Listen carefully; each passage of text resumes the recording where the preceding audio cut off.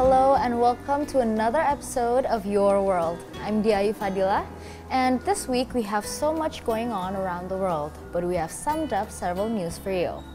Now let's get on with our first segment.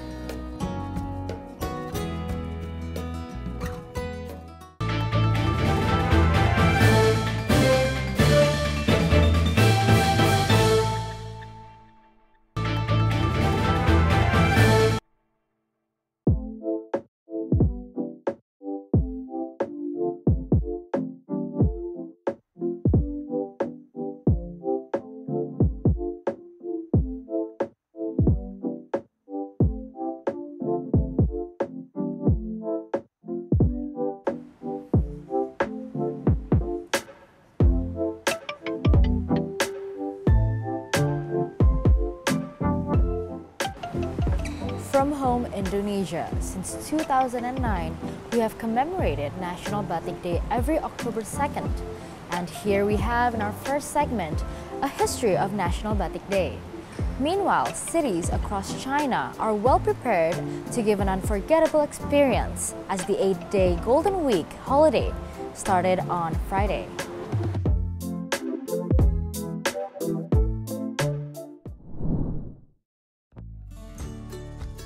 Batik is one of the world's heritage. Is defined as a technique, symbol, and culture that is related to hand-based color application method on cotton and silk from Indonesia. Indonesia has been celebrating October 2nd as National Batik Day in the past 14 years, after UNESCO declared batik as intangible cultural heritage of humanity from Indonesia in 2009. Then President Susilo Bambang Yudhoyono issued a decree on October 2nd as National Batik Day on November 17. According to UNESCO official website, batik symbolizes the life of humans from beginning to the end. The batik pattern used on a baby carrier symbolizes luck for the child, while one for burial event represents grief. And some of the ways to celebrate the batik including learning more about the art of batik, wearing batik on October 2nd, and making Batik Day a trending issue on social media.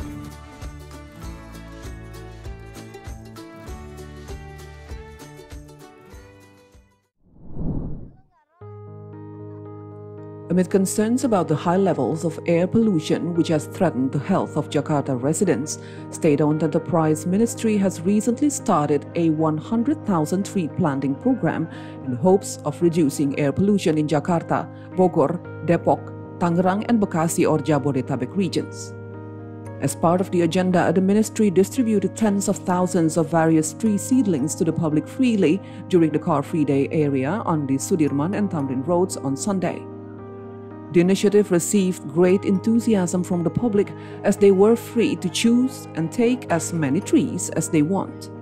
The action is a part of a joint commitment to maintain a cleaner and healthier environment in Jakarta.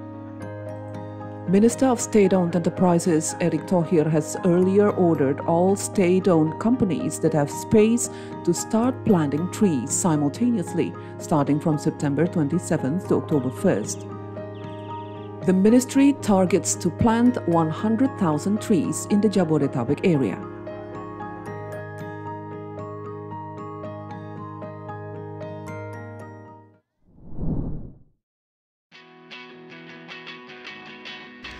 Châu Bang Province, known as the Green Pearl in Vietnam, boasts numerous renowned landscape, valuable historical relics, and intangible heritages, while actively developing sustainable tourism for local socio-economic development.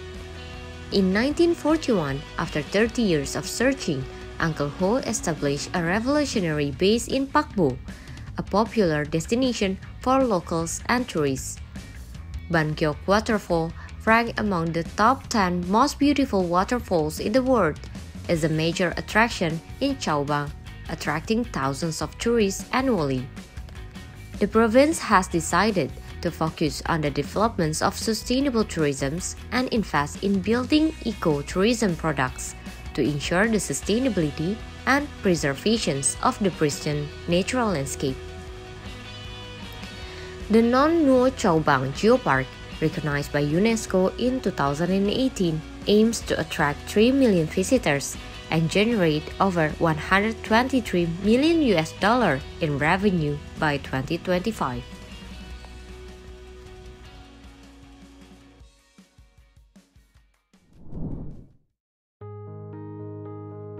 Quang Binh Province has recently announced the stunning discovery of new cave in its local ecosystem this year, adding to the province's collections of remarkable cave systems. Navigating this natural cave without native guides can be challenging. One such cave, called Hung Tru, one is situated in the primeval forest west of the Trong Son mountain range. This cave stretches over 500 meters and possesses unique ecosystems. The British Royal Cave Association has recently discovered 20 new caves in Quang Binh Province. Meanwhile, a new cave has been discovered in Quang Ninh District. It contains water and spans 1.5 kilometers, with a highest point of 30 meters. The cave has been named Son Nu, which translates to Mountain Lady due to its mesmerizing beauty. Quang Binh Province local authorities have requested urgent protections and management of the cave areas to preserve their raw beauty. With over 400 caves discovered, Quang Binh is known as the Kingdom of Cave. It is important to preserve and promote the beauty of the newly discovered cave in Quang Binh.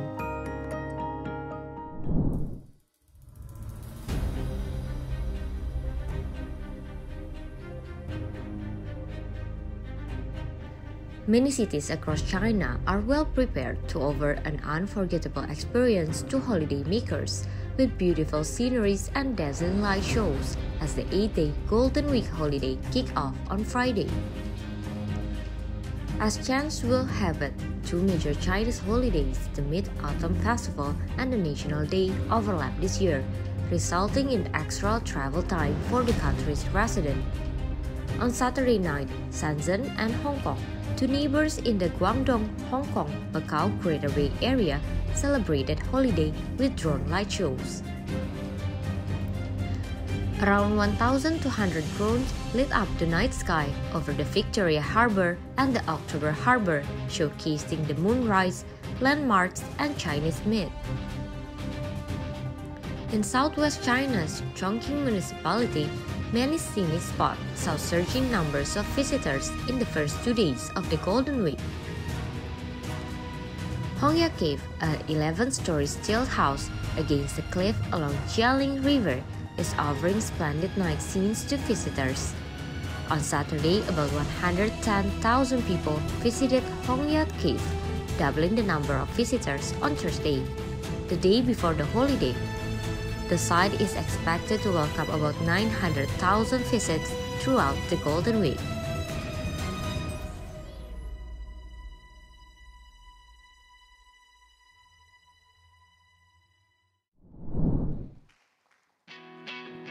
In this year's edition of the BIF 2023, there are 15 films made by Indonesian filmmakers that will compete and be screened in the Indonesian Cinema Focus program titled Renaissance of Indonesian Cinema. These 15 titles include short films, feature films, and series.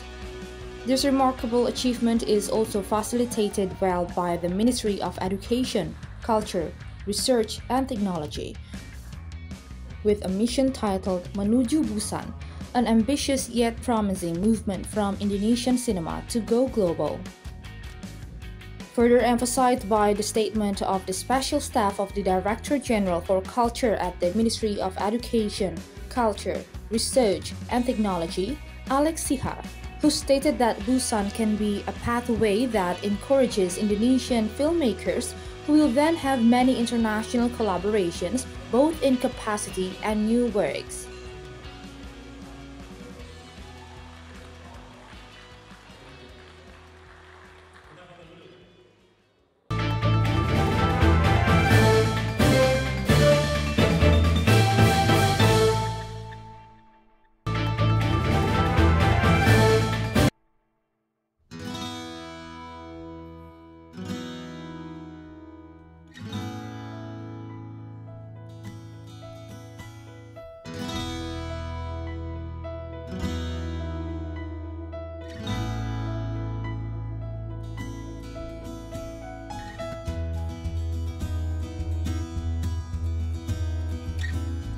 Also, on October 2nd, President Joko Widodo officially launched Indonesia's very own high-speed train called Whoosh. The first ever bullet train in Southeast Asia is whooshing between two of Indonesia's biggest cities, which is Jakarta and Bandung. The details and also more stories are up next in our following segment.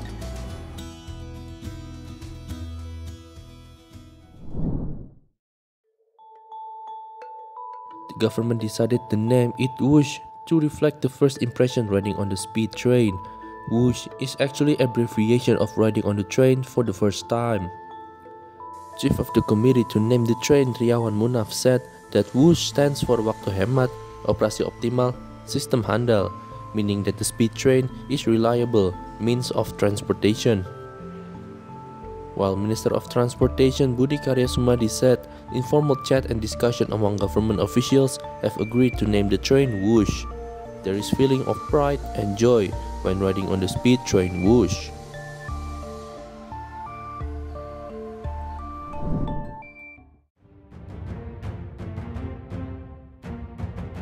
Indonesian President Joko Widodo has declared the beginning of the official operation of the Jakarta-Bandung high-speed railway at Halim Station in Jakarta on Monday morning. At the launch ceremony, Jokowi said the HSR, with a speed of 350 km per hour, is the first high-speed train in Indonesia and Southeast Asia, marking the modernization of Indonesia's transportation mode. He announced the name of the HSR Whoosh, inspired by the sound of the train, and declared that Whoosh was ready to be operated. Widodo said the technology used in the HSR and the speed achieved are all brand new to the Indonesian people. Representatives from the Chinese Embassy in Indonesia, China Railway International Group, and PT Kereta Cepat Indonesia China attended the ceremony. Last Friday, the Indonesian Transportation Ministry has issued an operating license to the KCIC, a joint venture consortium between Indonesian and Chinese firms that constructs and runs the HSR. The high-speed line, spanning 142.3 kilometers and connecting Indonesia's capital city Jakarta and the fourth largest city Bandung, is a flagship project that synergizes the China Proposed Belt and Road Initiative and Indonesia's Global Maritime Fulcrum Strategy, and also a signature project of pragmatic cooperation between China and Indonesia. It is the first time that Chinese railway systems, technology, and industrial components have been fully used in HSR construction project overseas.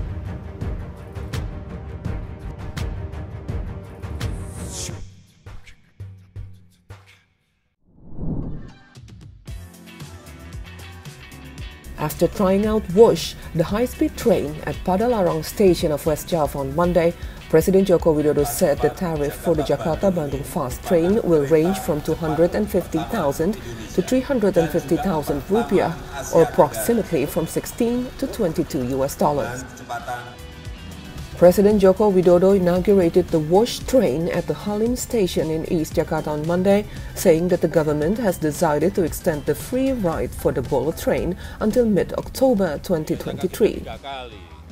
The president also added that the Jakarta-Bandung high-speed train marks the modernization of mass transportation, which is efficient, environmentally friendly, and integrated with other modes of transportation.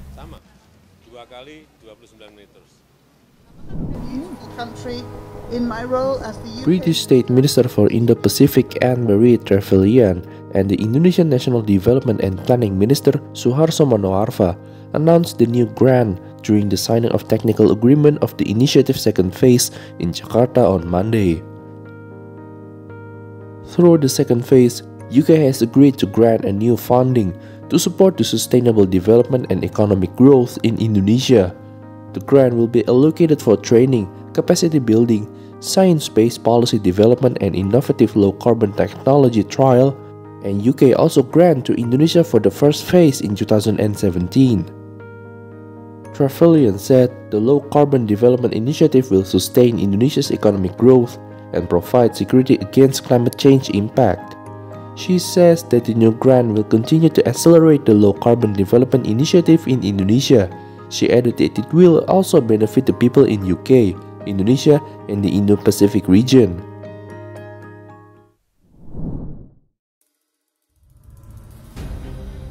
Under the Trade Minister Decree number 31, the government prohibits trade on social media platform, creating a blow to so-called social commerce, which integrates social media and e-commerce.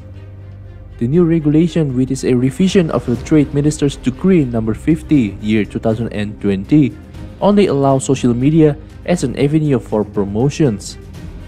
The new norm also regulates cross-border e-commerce platforms to sell goods valued at least $100 and requiring labeling using Indonesian language. This is aimed at protecting local products and micro businesses in Indonesia against an influx of cheap goods. Following the issuance of the new regulation, the increasingly popular TikTok shop is granted a week to migrate their sellers to e-commerce platforms before taking down the service.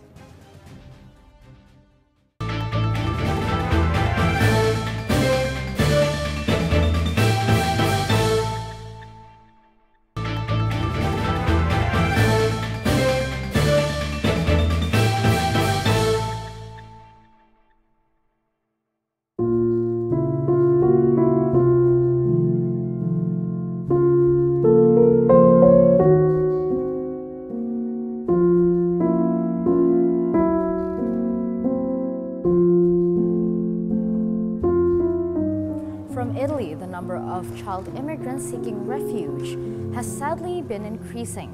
And also, the UN Refugee Agency is deeply concerned by the rapidly evolving emergency in Armenia. On another note, a pair of scientists had been awarded the Nobel Prize in Medicine. Stay with us for more interesting news.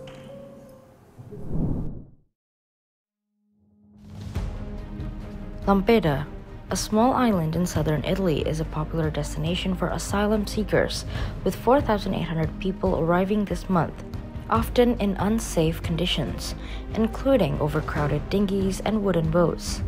War, conflict, violence, and poverty are among the main drivers for children fleeing their home countries alone. Unaccompanied children face increased risk of exploitation and abuse, with sub-Saharan African girls and children most susceptible. Between June and August, 990 people, including children, died or disappeared while crossing the Mediterranean Sea. Many shipwrecks leave no survivors and go unrecorded, leading to higher casualties. Children who survive are first housed in hotspots before being transferred to closed reception facilities. Over 21,700 unaccompanied children are currently in such facilities in Italy. UNICEF continues its work to support member states in its strengthening systems and support in communities of origin, prevent and mitigate risks children face as they move, and provide support and inclusive services to all children, regardless of their or their parents' legal status. In Lampedusa, UNICEF provides essential protection services including mental health and psychosocial support, and access to information and referral to specialized services.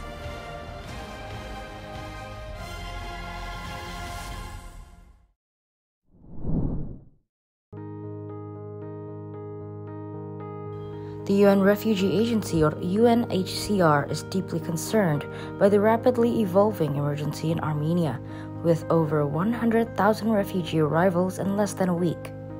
Refugees are mainly arriving in the Shunik region in southern Armenia. The government has assumed the responsibility of providing protection and assistance with the support of UNHCR and other UN agencies and NGOs. UNHCR leads the Interagency Refugee Response, working with the UN Resident Coordinator's Office. An interagency response plan is finalized, followed by a joint financial appeal. The needs in the short term as well as the medium to long term must be considered.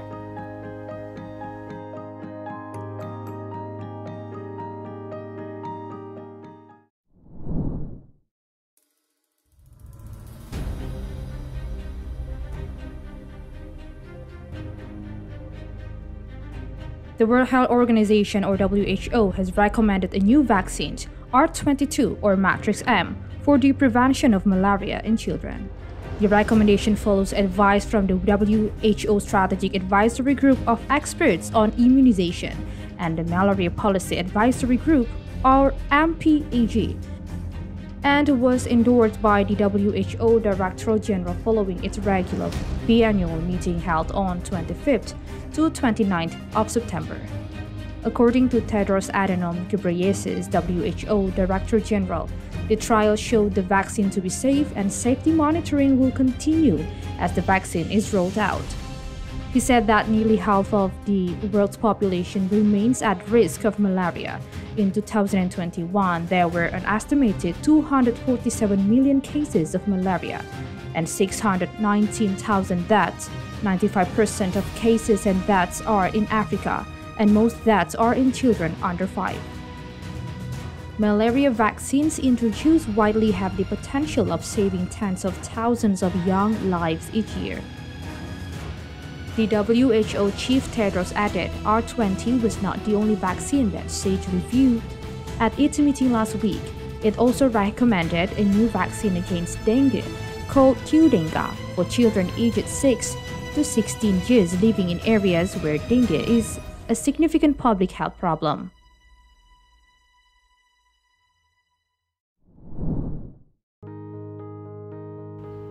It is a great pleasure and a great honor to receive this award, said Katalin Carico. She also added it's about promoting science and making young people aware of the beauty of it, of the great joy of research and the joy it brings, and preparing them for the fact that results don't come immediately but you have to work for them. Carico, who reached by public television M1 and her home in the United States.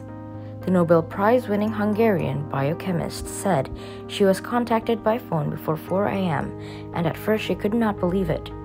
She also said that the prize comes with a lot of tasks and responsibilities, but that she is trying to cope with them.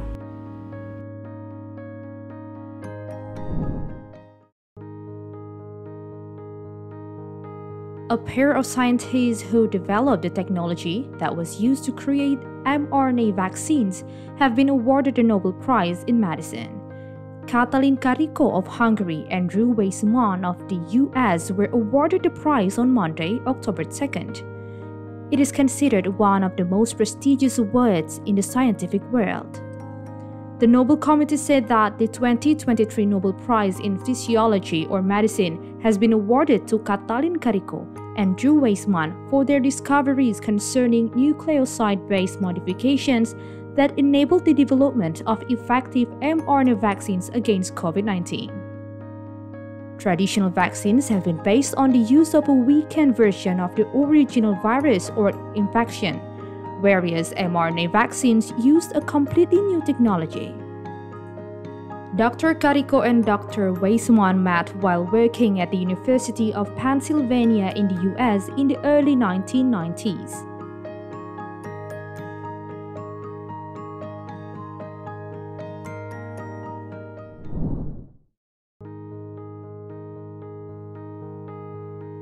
The World Health Organization or WHO has recommended a new vaccine, R22 or Matrix M, for the prevention of malaria in children. The recommendation follows advice from the WHO Strategic Advisory Group of Experts on Immunization and the Malaria Policy Advisory Group, or MPAG, and was endorsed by the WHO Director General following its regular biannual meeting held on 25th to 29th of September. According to Tedros Adhanom Ghebreyesus, WHO Director General, the trial showed the vaccine to be safe and safety monitoring will continue as the vaccine is rolled out. He said that nearly half of the world's population remains at risk of malaria. In 2021, there were an estimated 247 million cases of malaria and 619,000 deaths. 95% of cases and deaths are in Africa, and most deaths are in children under 5. Malaria vaccines introduced widely have the potential of saving tens of thousands of young lives each year. The WHO chief Tedros added R20 was not the only vaccine that SAGE reviewed. At its meeting last week, it also recommended a new vaccine against dengue called Qdenga for children aged 6 to 16 years living in areas where dengue is a significant public health problem.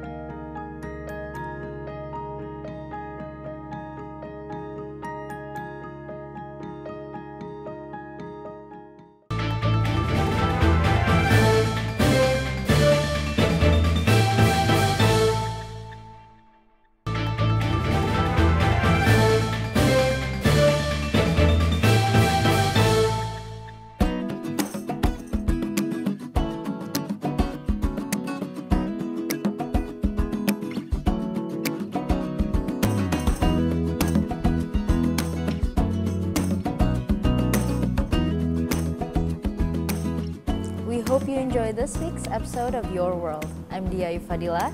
Thanks for watching and see you next week.